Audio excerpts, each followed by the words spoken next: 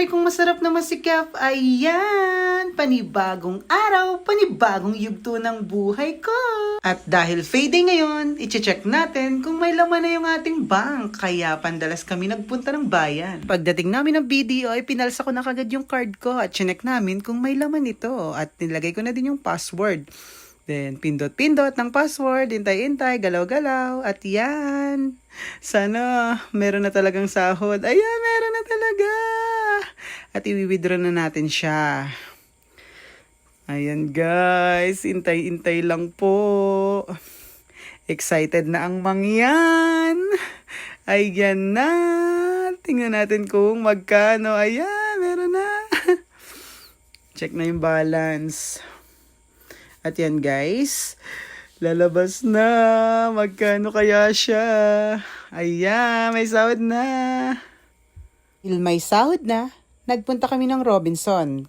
Kung nakikita nyo, nakikita ko na yung bubuyog. Ayan.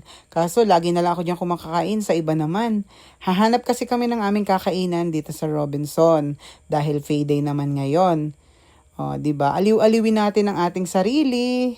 Kumain dahil paborito natin ang pagkain, kaya hahanap na tayo ng parking na mapaparkingan natin. At ngayon may bayad na dito yung parking. At dito ko nga pala po napiling kumain dahil paborito ko pong kumain dito. Dito po yung masarap. At syempre nagtagal po tayo ng konti dahil may mas nauna pong nag-order sa atin. At tayo na naman po ang sunod kasi wala man nang masyadong kumakain dahil gabi na. At yan, tayo na po yung order. At ang sabi ko po kay ate, ang order ko po ay yung lasagna na may rice, may chicken, at may pizza. At syempre, tinuro niya at nag-promote pa siya sa akin, pero yun talaga yung gusto ko. At syempre, magbabayad na tayo ng order natin dahil walang barya po si ate dahil madami daw pong kumakain na puro buo ang pera nila, ay syempre, naghanap na tayo ng barya para mas mapadali po yung order natin.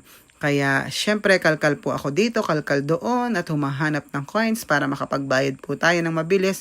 At yan po, binigay na yung resibo at naghanap na po tayo ng pwesto kung saan po tayo kakain. Ayan po. Dito na po tayo sa pwesto natin at i-check po natin yung winidraw natin. At meron po tayo, ayan po yung winidraw natin kanina sa bank na sahod natin. Meron po tayong